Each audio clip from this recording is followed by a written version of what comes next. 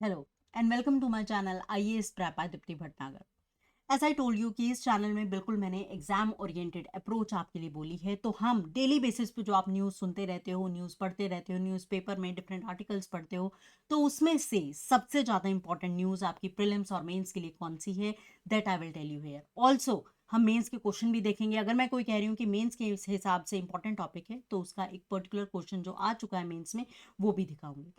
छोटे से 10 से 15 मिनट की वीडियो में एक दिन में जो प्रीलिम्स और मेंस के हिसाब से बहुत इंपॉर्टेंट टॉपिक्स हैं, that I will tell you. तो आज की जो इंपॉर्टेंट न्यूज़ है वो देखते हैं। सबसे पहले टॉपिक जो मैं यहाँ पे लूंगी वो है cast based discrimination in Indian prisons. एक चीज आप नोट कर लीजिएगा कि कास्ट बेस्ड जो डिस्क्रिमिनेशन है या कास्ट बेस्ड जो इश्यूज हैं वो यूपीएससी के again one of the favourite topic हैं। बार बार उससे क्वेश्चन आता है। तो अभी क्या न्यूज में चला है कि एक PIL public interest litigation supreme court of India के पास आई थी कि इंडिया के प्रेजेंस में कास्ट बेस्ड डिस्क्रिमिनेशन चल रही है, प्लीज उसे चेक करो, और विद एविडेंसेस आई थी। तो सुप्रीम कोर्ट ने उसके रिस्पांस में एक इशू नोटिस जारी किया है सेंटर को और 11 स्टेट्स को कि अगर आपके प्रोविजंस में ऐसी कोई चीज चल रही है, जो हमारे जेल के पैनल हैं, जेल के मैनुअल्स हैं, अगर उन्हीं में ही ऐसी कोई चीज है तो उसे हटा के करेक्ट कीजिए। ठीक है। तो जो पीआईएल है उसने प्रॉपर एविडेंसेस दिए हैं from the states of Madhya Pradesh, Delhi, Tamil Nadu, और बोला है कि वहां पर जो लोअर कास्ट है उसे जो मीनियल जॉब्स हैं जैसे कि टॉयलेट क्लीनिंग वगैरह वो दी जा रही है, और जो अपर कास्ट है जैसे कि ब्राह्मण, उन्हें बहुत ही क्लीन जॉब्स जैसे कि कुकिंग इन द किचन, ये वाली जॉब्स दी जा रही हैं, जो कि गलत है। ठीक है। एक प्रिजनर्स की भी पूरी फंडामेंटल राइट्स अपहोल्ड किए जाने चाहिए, और right to life with dignity prisoner के पास भी होता है, चाहे वो प्रिजनर हो उसके बाद भी। ठीक है। और ये सुप्रीम कोर्ट का एक केस मैं आपको बताऊंगी जो आप अपने आंसर शीट में भी लिख के आ सकते हो कि इसमें ये चीज बोली गई थी, जजमेंट दी गई थी। ठीक है। तो अब एविडेंस क्या दिया गया, स्टेट प्रिजन मैनुअल सैंक्शंस अगर हम देखें, then we have the evidences related to this. Rajasthan Prison Rules 1951 you can mention in your answer. So this topic is important from mains perspective, mains के हिसाब से आपको प्रिपेयर करना है। ठीक है। तो राजस्थान प्रिजन रूल्स देखें तो उसमें लिख रखा है कि मेहतर्स को लेटरिन का काम सफाई करने का देना है और ब्राह्मण को किचन का काम देना है। वेस्ट बंगाल में भी कुछ ऐसा ही प्रोविजन उसके पैनल में मेंशन है, जो कि दिखाता है कि caste based discrimination is a reality in itself. ठीक है। देन 2000 अभी अगर हम देखें तो this fact is important for actually for prelims कि अभी जो है जो jail provision, jail manual guidelines चल रही हैं, वो कौन सी चल रही हैं। So the overall guidelines that are implemented now is 2003 model prison manual guidelines. इनमें अगर हम देखें तो बोला गया है कि जो भी काम है, जो सब कुछ वर्क एक्टिविटीज हैं, they should be divided on the basis of security, discipline, institutionalise programmes and not on the basis of caste. मतलब कि फंडामेंटल राइट क्लियरली बोला गया है कि एक प्रिजनर के फंडामेंटल राइट खत्म नहीं हो जाते, उसकी राइट टू इक्वालिटी बनी रहती है। और ये चीज बिल्कुल क्लैरिफाई की थी सुप्रीम कोर्ट ने इन सुनील बत्रा वर्सेस दिल्ली एडमिनिस्ट्रेशन, 1978 का केस था। तो ये मैं इसलिए बता रही हूँ कि अगर आप मेंस के हिसाब से इस आंसर को प्रिपेयर करते हो, then this information is very important, you can write down this case.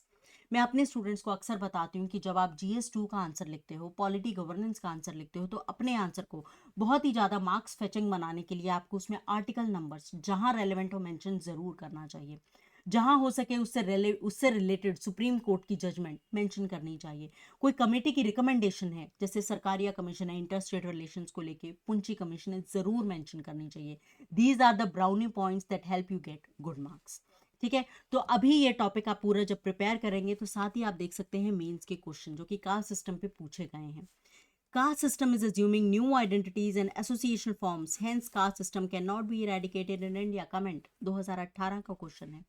Then 2017 में भी पूछा गया था, what are the two major legal initiatives by the state since independence addressing discrimination against scheduled tribes. अब यहाँ पे शेड्यूल्ड ट्राइब्स की बजाय अगर ये क्वेश्चन आ जाए कि प्रिजनर्स को लेके एविडेंस दिए गए हैं कि काफ़ी सारा डिस्क्रिमिनेशन है, उसके लिए क्या किया जाना चाहिए, then it becomes your probable mains question. You have to prepare it from mains perspective, right. Then we move on to the next thing जो बहुत ही important again from mains and prelims perspective, this topic is important. आप news में पढ़ रहे हैं तो then prepare this, आपको अच्छे से मैं आइडेंटिफाई भी करके बता रही हूँ कि कौन कौन से टॉपिक्स आपके इंपॉर्टेंट हैं। दोनों के हिसाब से इंपॉर्टेंट है पीस पैक्ट विद अल्फा। अब अल्फा है क्या?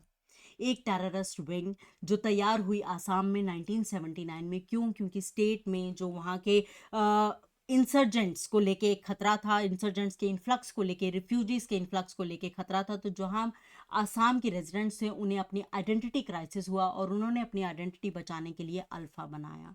Alpha is United liberation front of Assam, कि हम आसाम को पूरा लिबरेट करेंगे, इंडिपेंडेंट करेंगे और जितने भी रिफ्यूजीज यहाँ पे हैं सबको बाहर करेंगे, ताकि हमारी ऑटोनॉमी, हमारी जो आइडेंटिटी है वो खतरे में ना रहे। ठीक है, तो ये सबका बैकग्राउंड आपको जानना जरूरी है। ये सब कुछ स्टार्ट हुआ ब्रिटिशर्स के टाइम पे, 19th सेंचुरी में। क्यों? आपने पढ़ा होगा कि जब ब्रिटिशर्स आए थे उन्होंने आसाम में मेनली टी प्लांटेशंस लगाई थी, जिसकी वजह से बहुत सारे लेबरर्स उन्होंने जगह जगह से मूव किए थे। साथ ही ओपन बॉर्डर्स थे, तो जिसकी वजह से refugees from different near by, जैसे म्यांमार वगैरह से रिफ्यूजीज का इन्फ्लक्स भी स्टार्ट हो गया था, क्योंकि वहां पे काम मिल रहा था। तो 19th सेंचुरी में देखें तो आसाम में बहुत ज़्यादा इन्फ्लक्स था बिकॉज ऑफ टी प्लांटेशंस। कोल वहाँ पे मिलने लगा था और ऑयल इंडस्ट्री सेटअप होने की वजह से, जॉब के प्रोस्पेक्ट्स की वजह से इन्फ्लक्स स्टार्ट हुआ। और ये इन्फ्लक्स और ज़्यादा बढ़ता चला गया, लिमिटलेस होता चला गया जब पार्टीशन हुआ या फिर बांग्लादेश लिबरेशन वॉर हुआ। बांग्लादेश की वॉर हुई 1971 में, तो ईस्ट पाकिस्तान से, बांग्लादेश से बहुत ज़्यादा इन्फ्लक्स शुरू हो गया, जिसकी वजह से इंडिजिनस पॉपुलेशन को खतरा हुआ कि हम जब माइनॉरिटी में हो जाएंगे तो हमारे राइट्स का क्या होगा।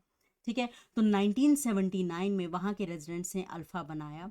और क्योंकि ये शुरू में जो थी वॉलेंट एक्टिविटीज़ में बिलीव करता था, तो एक तरह से उसके सेटअप को गवर्नमेंट ने कहा कि कहीं ना कहीं हम जो है म्यूचुअल एग्रीमेंट करते हैं। तो 1985 में आसाम अकॉर्ड साइन किया गया, जहां पे ये कहा गया कि पीस मेंटेन किया गया, कि यहाँ पे इन्फ्लक्स और नहीं होने दिया जाएगा। बट एक्टिविटीज जो है वो रुकी नहीं, इनकी वॉलेंस एक्टिविटीज। तो 1990 में the thing that is important is operation Bajrang start किया गया, जिसके तहत जो हमारी गवर्नमेंट है, हमारी आर्मी है, उन्होंने अल्फा रेबल्स को काफ़ी हद तक दबाया। साथ ही असम को डिस्टर्ब्ड एरिया घोषित कर दिया गया और उस पर AFSPA लागू कर दिया गया। आपको अब एक और चीज़ मैं आपको बताऊंगी, both from the prelims and mains perspective this AFSPA is very very important. इसके क्या क्या प्रोविजंस होते हैं, किस किस स्टेट पे अभी लागू है, क्यों लागू किया जाता है, ये सब कुछ आपको यहाँ पे पढ़ना है। So this is again important. ठीक है, तो प्रोटेक्टेड पीस टॉक्स जो हैं वो 2011 से स्टार्ट हुई हैं और अभी तक जारी हैं। जंग अभी तक जारी है। तो उस चीज, तो इस एरिया को अगर हम कहें, नॉर्थ ईस्ट को, अभी भी काफ़ी हद तक हमारा पीसफुल एरिया ये नहीं है। मणिपुर वगैरह में प्रोटेस्ट, नागालैंड में आप सुनते रहते हो, गोरखालैंड इशू आप सुनते रहते हो। These are important areas from internal security issue. ठीक है, then number third we come to the topic of wetland city accreditation. This is again an important topic. आपने रामसर कन्वेंशन पढ़ा होगा। रामसर कन्वेंशन की जो COP, conference of contracting parties 12 हुई 2015 में, उसमें ये एक तरह का वॉलेंट्री एक्रेडिशन सिस्टम बनाया गया। वॉलेंट्री की हर एक कोई अपनी तरफ से साइट्स के नाम दे, जो कि उन्होंने बहुत अच्छे मेंटेन कर रखे हैं। एक चीज यहाँ पे नोट कर रखी है, अर्बन वेटलैंड्स के लिए है। So this, oh sorry, this programme is particularly for urban wetlands. अगर यूपीएससी पॉइंट्स में, प्रीलिम्स के पॉइंट्स में देता है रूरल वेटलैंड्स, वहीं आप जान जाना that this option is wrong. So this is for exceptional steps to be taken to safeguard the urban wetlands. तो अगर वेटलैंड सिटी एक्रेडिशन सिस्टम आए, that is for urban wetlands, आपको याद रखना है। अब इसकी एक्रेडिशन के लिए इंडिया ने नॉमिनेट किया है 3 सिटीज को। वो कौन सी सिटीज हैं?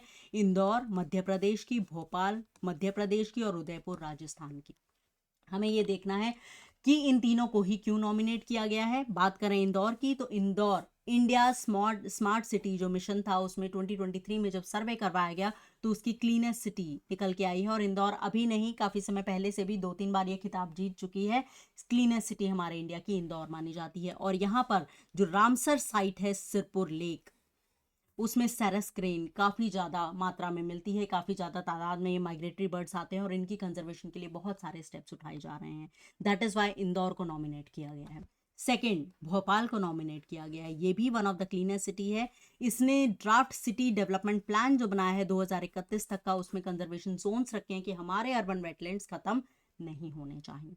ठीक है, अब यहाँ पे जो भोज वेटलैंड है, इसकी रामसर साइट, वो भी बहुत ज़्यादा फेमस है जल तरंग की वजह से। उसके बीच में एक वर्ल्ड क्लास इंफ्रास्ट्रक्चर बनाया हुआ है जल तरंग, जो कि टूरिज्म को भी बहुत ज़्यादा प्रमोट करता है। राइट, तो थर्ड जो नॉमिनी है वो है उदयपुर। उदयपुर में क्यों? क्योंकि वहाँ यहाँ पे 5 मेजर वेटलैंड्स हैं जो कि इसके पूरे माइक्रो क्लाइमेट को बिल्कुल मैनेज करती हैं। These 5 wetlands are पिछौला, Fateh Sagar, रंग सागर, स्वरूप एंड दूध तलाई।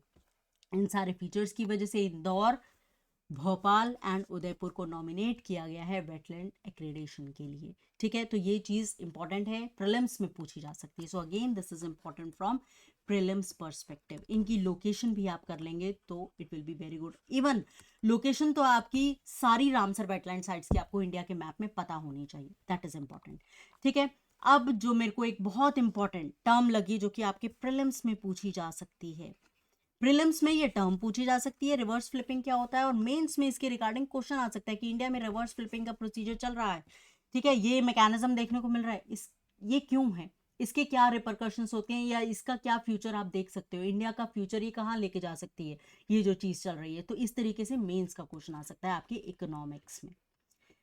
ठीक है, अब प्रीलिम्स के हिसाब से देखें तो ये प्रोसेस है क्या।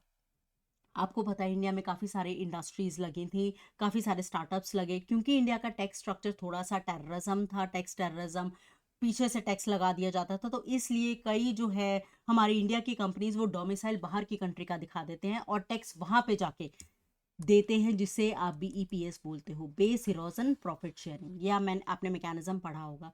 इसको हटाते हुए काफ़ी सारी जो इंडिया की स्टार्टअप्स हैं, mainly fintech, financial technology industries, वो वापस इंडिया में आके अपने ऑफर्स, अपने शेयर्स ऑफर कर रही हैं, निकाल रही हैं, इनिशियल पब्लिक ऑफर्स दे रही हैं, लॉन्ग टर्म बेनिफिट्स उठा रही हैं। Why this reverse is happening? Because of many reasons. पहले आप इस चीज को समझो, it is the process is shifting the domicile, मतलब वो अपना डोमिसाइल बाहर की कंट्री से है इंडिया में, मगर डोमिसाइल बाहर का दिखा रखा है। कैसे? छोटी मोटी एक्टिविटी बाहर कर ली, बाहर छोटा मोटा सेंटर खोल लिया और जिससे डोमिसाइल वहां का दिखा दिया। Now they are reversing this process. Domicile India की कंपनी बैक टू इंडिया ला रही हैं, अपने हेडक्वार्टर्स वापस यहाँ ला रही हैं, क्योंकि यहाँ पे अब these are the reasons that you should know. Prelims में ऑप्शन दे सकते हैं कि इसके रीजन क्या है, यू शुड नो। ठीक है, तो रीजन क्या है? हमारी इकोनॉमी बहुत फ्लॉरिशिंग है। अभी अगर हम देखें तो हमारी 5th लार्जेस्ट इकोनॉमी चल रही थी, बट कुछ समय पहले हमारी 3rd लार्जेस्ट ग्रोइंग इकोनॉमी बन गई थी। एंड साथ ही साथ आप देख सकते हो ह्यूज मार्केट है हमारी इस समय। पॉपुलेशन चाइना की पॉपुलेशन को भी आगे पीछे छोड़ते हुए फर्स्ट पॉपुलेशन बन गई है पूरे वर्ल्ड में, तो it means a huge market base. ठीक है, कैपिटल जो हमारे यहाँ FDI आ रही हैं because of many of the initiatives like make in India, तो हमारे यहाँ FDI काफ़ी तादाद में आ रही हैं। टैक्स स्ट्रक्चर हमने काफ़ी ज़्यादा फेवरेबल कर लिया है because of introduction of GST। हम ईज ऑफ डूइंग बिजनेस में भी काफ़ी ऊपर जा चुके हैं। एंड इंटेलेक्चुअल प्रॉपर्टी राइट्स को लेके हमने काफ़ी सारे चेंजेस किए हैं, अफोर्डेबल बनाया है, फेवरेबल बनाया है। Then young and educated population हमारी काफ़ी है। इन सारे फैक्टर्स की वजह से रिवर्स फ्लिपिंग का प्रोसेस हो रहा है, and that is benefiting the economy and that will help the economy in the future also. So this topic you have to prepare from both prelims and mains perspective. अगर daily की news जो आप इतनी सारी समझ के बैठते हो कि 10 12 15 न्यूज़ हो जाती हैं, उसमें आप एक बार जो है साइडलाइन कर लो कि बस ये 3 से 4 न्यूज़ मेरी प्रीलिम्स या मेंस के हिसाब से मुझे आज की प्रिपेयर करनी है, then that helps a lot. ठीक है, तो आपको पता होता है this is the focus area.